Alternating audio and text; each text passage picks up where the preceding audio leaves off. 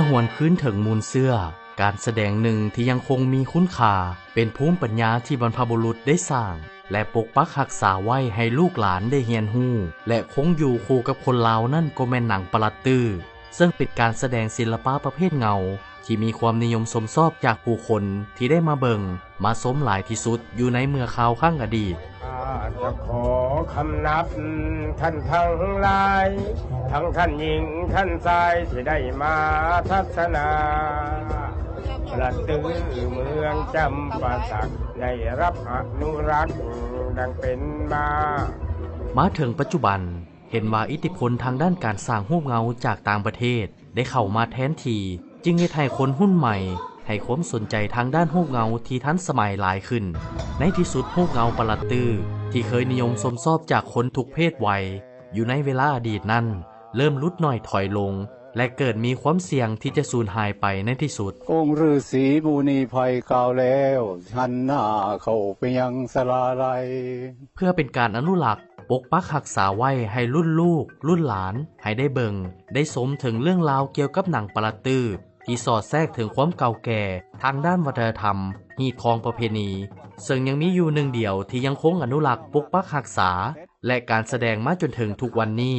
คืออยู่ที่เมืองจำปาสักแขวงจำปาสักเท่านั้นที่สามารถได้เห็นและได้เรียนรู้เกี่ยวกับต้นกำเนิดและความเป็นมาของหนังปลัดตื้อพร้อมทั้งสมการแสดงยุทธศิลป์เกี่ยวกับศิลปะประเภทเงาการแสดงหนังปลัดตื้อแม้นมีต้นกำเนิดอยู่ที่เมืองโพนทองแต่ได้รับความนิยมชมชอบจากมวลชนอย่างหลวงหลายแม้นอยู่เมืองจำปาสักโดยแม่นพ่อเฒ่าดวนเป็นบุคคลหนึ่งที่สำคัญที่ได้นำเอามาเผยแผ่และตั้งเป็นคณะขึ้นที่บ้านวัดละครเมืองจำปาสักเพื่อแสดงให้มวลชนชาวเมืองจำปาสักได้รับชมแต่เป็นที่น่าเศร้าและเสียใจภายหลังที่เพิ่นได้เสียชีวิตในปี 1986 คณะดังกล่าวก็ได้หยุดชะงักลงไประยะหนึ่งด้วยความหักและความผูกพันในการแสดงหนังปลัดตื้อเขาเจ้าจึงมีความมุ่งหวังอยากให้การแสดงดังกล่าวมีการถ่ายทอดจากหุ้นคนสู่หุ้นคนจึงได้พร้อมกันสร้างตั้งคณะปลัดตื้อขึ้นคืนใหม่อยู่ที่บ้านวัดธงซึ่งมีนักแสดงทั้งหมด17คนในคณะดังกล่าวโดยท่านสมศักดิ์พรหมเจริญได้รับการแต่งตั้งให้เป็นหัวหน้าคณะในการซี่นำรวมซึ่งท่านเป็นนักแสดงหุ้นที่5ที่ได้มีการสืบทอดนับแต่ปี 1986 เป็นต้นมาโดยการสืบทอดจากพ่อเฒ่าสมพรซึ่งเป็นลูกศิษย์ที่ได้ศึกษาเรียนรู้มาจากพ่อเฒ่าดวนที่เป็นกุ๊กเข้าเล่าก่อและได้เรียนรู้มาจากหุ้นก่อนหน้านี้ซึ่งบ่ได้มีการบันทึกเป็นลายลักษณ์อักษรเอาไว้อันเนื่องมาจากทางด้านความรู้ความสามารถในการขีดเขียนอยู่ในเวลานั้นแม้นยังบ่ทันมีการพัฒนาคือในปัจจุบันนี้เป็นเพียงการสืบกล่าวเล่าขานต่อๆกันมาจากหุ้นคนสู่หุ้นคนตามเฮาสืบรุ่นต่อรุ่นมานี่แม่นพ่อใหญ่พิมพ์บ้านบัดละครเป็นผู้ได้นำใส่ที่ว่า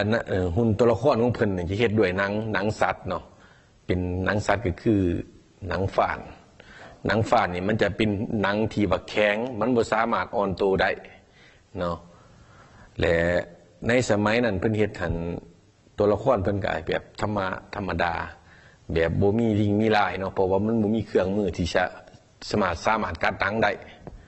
เป็นรูปตัดตูซื่อๆแล้วก็แต้มสีใส่แล้วบัดนี้ในการแสดงของเพิ่นหันก็ดนตรีเพิ่นก็มีแต่ระนาดกับกลองกับสาบแล้วก็ไต่ตะเกียงมุงส่งแล้วก็เป็นแสดงในรูปแบบลักษณะรูปเงาเนาะอยู่ทางในมืดแจ้งในมืดนอกเนาะเอกลักษณ์เฉพาะตัวของปลัดตื้อมีความเก่าแก่และความงามของหุ่นหนังในการนำเอาหนังสัตว์มาประดิษฐ์สร้างเป็นรูปภาพแล้วแกะลวดลายต่างๆลงใส่ในหนังรวมทั้งการใส่สีระบายเพื่อก่อให้เกิดความงดงามของหุ่นหนังเพื่อใส่เป็นตัวละครเข้าในการแสดงวิธีการประดิษฐ์ตัวละครในการแสดงหนังปลัดตื้อแม้นมีขั้นตอนดังนี้หลังจากการแต้มวาดลวดลายเป็นที่พึงพอใจในผลงานแล้วขั้นตอนต่อไปก็แม่นการแกะสลักตัดตัวละครน้อยหรือใหญ่ให้สำเร็จใส่สายเสือกและไม้ที่มีการกักเกี่ยมเอาไว้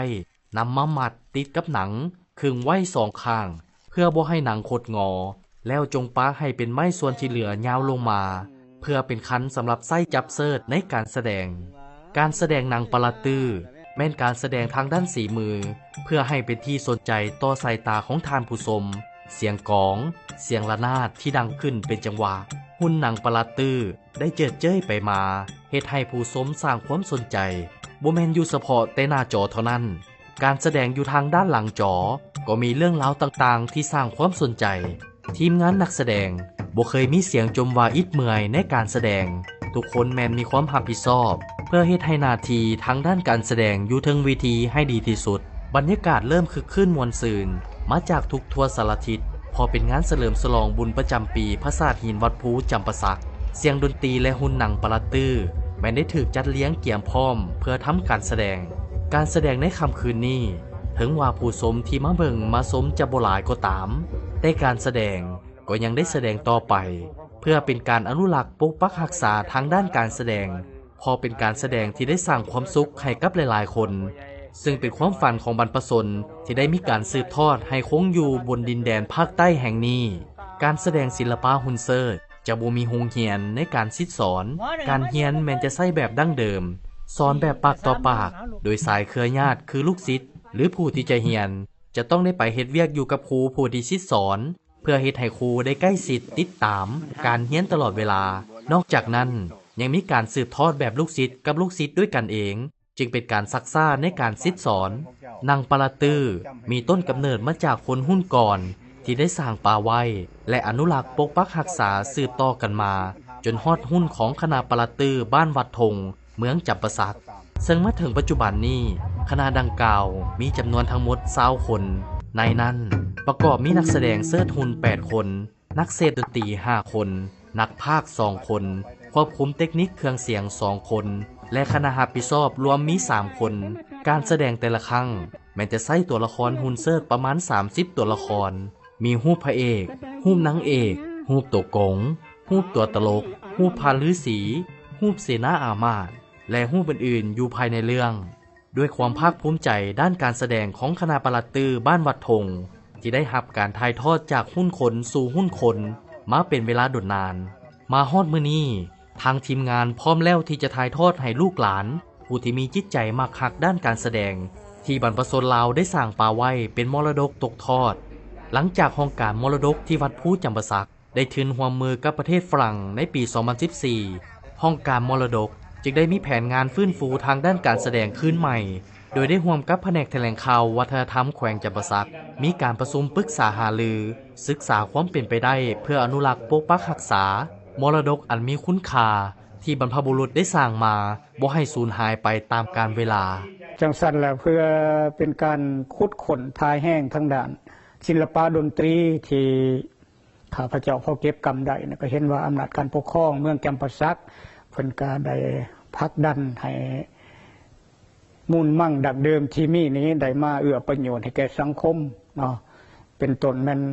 ประหลัดตื้อได้มีการฟื้นฟูขึ้นจากสมัยในประวัติศาสตร์ของนครจำปาสักเท่าที่ข้าพเจ้าพอกำได้และก็เห็นหูปัจจุบันเนี่ยสมาคมเขาเจ้าก็ยังเคลื่อนไหวอยู่ดนตรีพื้นเมืองก็ยังอยู่แต่ว่า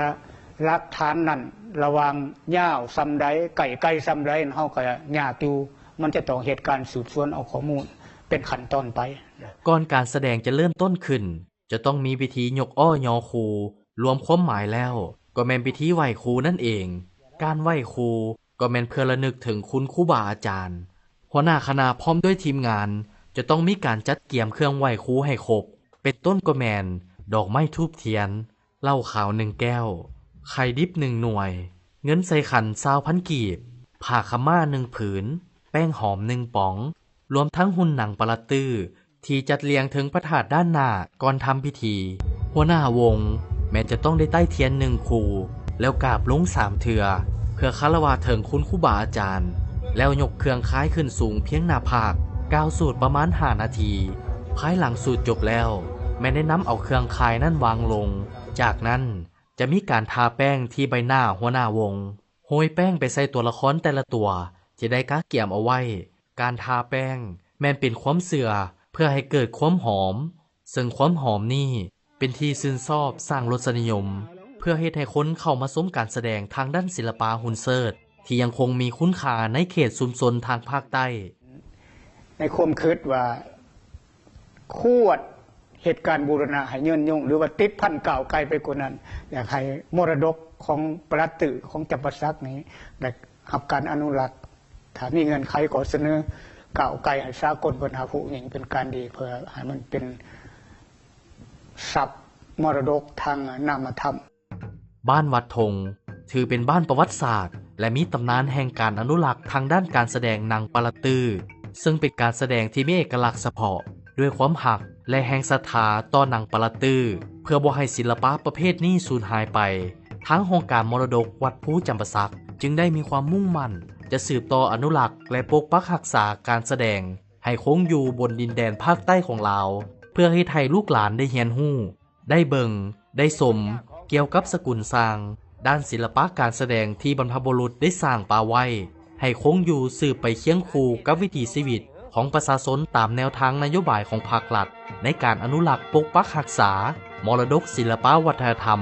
ให้มีความยืนยงคงอยู่กับคนลาวชาติลาวตลอดไป